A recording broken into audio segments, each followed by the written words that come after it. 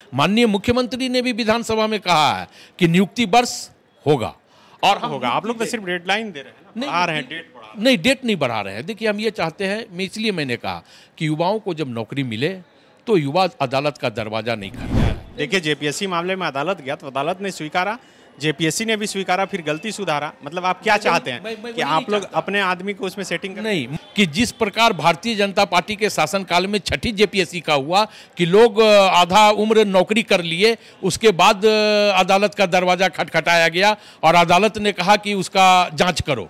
अब उन लोगों की नौकरी पर तलवार लटकी हुई है। हम ये नहीं चाहते हैं। रघुवर दास की सरकार छठी जेपीएससी का रिजल्ट रोक के रखी थी। हेमंत सोरेन मुख्यमंत्री बनते ही उसका परिणाम जाना। राकेश जी, ये कोरोना का रोना कितने दिन तक रुका? देखिए, इसी कोरोना काल में क्या क्या हुआ। मंत्री का फॉर्चूनर गाड़ी खरीदा गया, मंत्री के लिए बंगला बनना शुरू हो गया, विधायकों के लिए बंगला बन रहा है, हर काम तो हो रहा है, सिर्फ नौकरी की मांग को लेकर झारखंड प्रदेश कांग्रेस कार्यालय में बेरोजगार युवाओं का प्रदर्शन चल रहा है। इस वक्त बात करने के लिए हमारे साथ प्रदेश प्रवक्ता राकेश सिन्हा हैं। राकेश जी, आप तो प्रवक्ता हैं, आपके मंत्री बोले थे कि नियुक्ति वर्ष जो है ये फाइनेंशियल ईयर के अनुसार होगा। आज 31 मार्च है, वो लोग खोज रहे हैं मंत्री रामेश्वर उरांव को, वो तो भाग गए। नहीं, देखिए, स्वाभाविक तौर पे नियुक्ति के मामले में कांग्रेस पार्टी पूरी तरह गंभीर है और संजीदा भी है। हम यह चाहते हैं कि जिस प्रकार पूर्ववर्ती सरकार नौकरी के नाम पे इस राज्य के युवाओं को छलने का, ठगने का, बरगलाने का काम किया है, महागठबंधन की सरकार वो नहीं कर रही है। महागठबंधन की सरकार पूरी तरह युवाओं के साथ है, कांग्रेस पार्टी पूरी तरह युवाओं के साथ है। हम यह चाहते हैं कि अगर युवाओं, मैं वही बता रहा हूँ कि अगर युवाओं को नौकरी मिले। देखिए, रघुवर सरकार का जो शासनकाल रहा, डबल इंजन की सरकार, पूर्ण बहुमत की सरकार में क्या स्थिति हुई? स्थिति हुई कि युवाओं को 5,000 की नौकरी के नाम पे इस राज्य के में हाथी तक उड़ा दिया गया। लेकिन महागठबंधन की सरकार ये काम नहीं कर रही है। हम ये चाहते हैं कि अगर युवाओं को नौकरी मिले तो युवा अदालत का दरवाज़ा न खटखटाए, मोराबादी मैदान पे धरना पे नहीं बैठे। हम ये चाहते हैं। आप लोग गलत कीजिएगा तो अदालत भी नहीं जाए। देखिए, जेपीएससी मामले में अदालत गया तो अदालत ने स्वीकारा, जेपीएससी ने भी स्वीकारा, फिर गलती सुधारा। मतलब आप क्या चाहते हैं कि आप लोग अपने आदमी को उसमें सेटिंग करें? नहीं, मैं वही नहीं चाहता कि जिस प्रकार भारतीय जनता पार्टी के शासनकाल में छठी जेपीएससी का हुआ कि लोग आधा उम्र नौकरी कर लिए, उसके बाद अदालत का दरवाजा खटखटाया गया और अदालत ने कहा कि उसका जांच करो। अब उन लोगों की नौकरी पर तलवार लटकी हुई है। हम ये नहीं चाहते हैं। रघुवर दास की सरकार छठी जेपीएससी का रिजल्ट रोक के रखी थी। हेमंत सोरेन मुख्यमंत्री बनते ही उसका परिणाम जारी। नहीं, आप फिर से चेक करें। चेक किया हुआ? बिल्कुल, रघुवर दास के शासनकाल में जेपीएससी की का रिजल्ट पब्लिश हुआ था और आपको पता होगा जेपीएससी का हेमंत सोरेन में प्रकाशित हुआ रिजल्ट। आप इसको मतलब अच्छे से समझ लीजिए, जान लीजिए, हम बता रहे हैं। नहीं, जिस प्रकार जेपीएससी के मामले को लेकर के आप देखें कि भाजपा के शासनकाल में जेपीएससी के कई अध्यक्ष, उनके कई सदस्य जेल के शिकंजे के पीछे हैं। ये भ्रष्टाचार था। बहुत पुरानी बात है। ये अभी हाल ये भ्रष्टाचार था। मैं ये कह रहा हूँ, ये भ्रष्टाचार था। देखिए, भ्रष्टाचार कभी भी हो, भ्रष्टाचार तो भ्रष्टाचार है ना। तो जो ट्रेंड भाजपा ने इस राज्य में लागू किया है नौकरी के नाम पे, उससे आज युवाओं को महागठबंधन की सरकार विचलित नहीं होने देना चाहती है। हम बहुत जल्द नौकरी का द्वार खोलेंगे।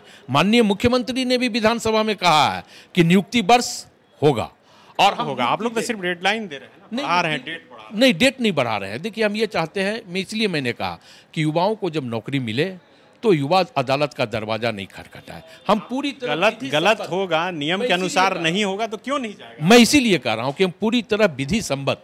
आप लोग वैसे सक्षम पदाधिकारी को रखिए आयोग में कि ताकि अदालत नहीं जाना पड़े। नहीं जाना पड़ेगा। मैं इसीलिए कह रहा हूं कि अदालत, आप लोग आयोग में वैसे लोग को रखते हैं जिनका पॉलिटिकल अप्रोच रहता है, जो पॉलिटिकल बैकग्राउंड से आते हैं। नहीं, देखिए, मैं ये चाहता हूं कि कोई भी व्यक्ति, चाहे वो पॉलिटिकल बैकग्राउंड से आए या अप्रोच से आए, लेकिन वो युवाओं के प्रति संजीदा हो, नियम के प्रति संजीदा हो। मैं वही कह रहा हूं कि युवाओं के प्रति वो संजीदा जब होगा तो स्वाभाविक तौर पे वो नियम के प्रति संजीदा होगा।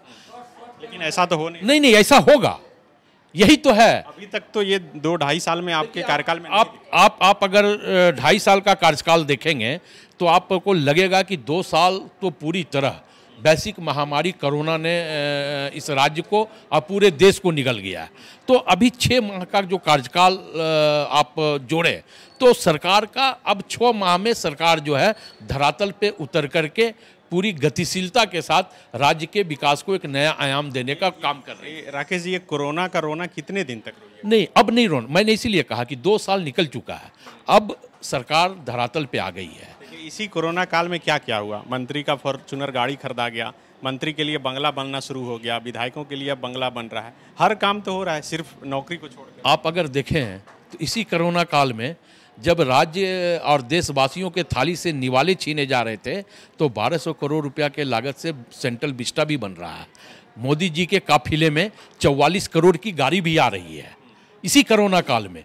इसी कोरोना काल में आप यहाँ झारखंड आइए ना, आप देखिए देश स्तर पर मोदी जी का विरोध करते हैं कि रोजगार नहीं दे रहे हैं, लेकिन झारखंड में आप लोग चुप हो जा रहे हैं। नहीं, मैं वही बात कर रहा हूँ कि झारखंड में हम खुद जनरेट फंड कर रहे हैं ना।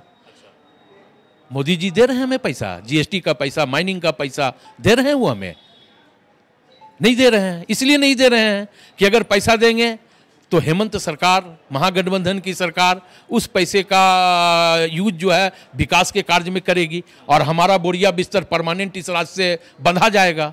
तो ये जब सोच है, अभी जो बजट पेश हुआ 1,01,101 करोड़ का, इससे पहले पता है कितना बजट सरेंडर की? 48% पैसा जो है वो हेमंत सरकार ने सरेंडर कर। तो इसका ये मतलब है कि इसका ये मतलब है कि हमारी सरकार पूरी तरह ईमानदारी के साथ इस राज्य में काम कर रही है। मैंने कहा कि कोरोना काल में हमारा फोकस सिर्फ इस राज्य की जनता का जीवन और जीविका कैसे सुरक्षित रहे, सरकार उस पर काम किया है। अगर हमारी सरकार में भ्रष्टाचार होता तो फंड जो है एन केन प्रकारेण खत्म होता, लेकिन ये नहीं हुआ। इसलिए नहीं हुआ कि हम पूरी ईमानदारी के साथ इस राज्य को विकास में एक नया आयाम देने का प्रयास कर रहे हैं। आखिरी में आप अपने मंत्री जी की तरफ से, मंत्री रामेश्वर उरांव की तरफ से, पार्टी की तरफ से राज्य के युवाओं को बताइए कि कब तक रोजगार? नहीं, मैंने कहा कि देखिए बहुत जल्द कांग्रेस पार्टी भी और महागठबंधन की सरकार भी, माननीय मुख्यमंत्री भी इस मामले में संजीदा है और हमें लगता है कि बहुत जल्द इस राज्य के युवाओं को नौकरी इसी राज्य में मिलेगा। जल्द मतलब कब? नहीं, अब देखिए ये नीतिगत फैसला होता है, नीतिगत फैसला हम नहीं ले सकते हैं। टाइमलाइन देके पहले फंस चुके आप नहीं? नहीं, नीतिगत फैसला हम नहीं ले सकते हैं। नीतिगत फैसला कैबिनेट लेगा और हमें लगता है कि जिस प्रकार संजीदगी मुख्यमंत्री जी ने दिखाई है विधानसभा में, तो बहुत जल्द ये नीतिगत फैसला ले लिया जाएगा।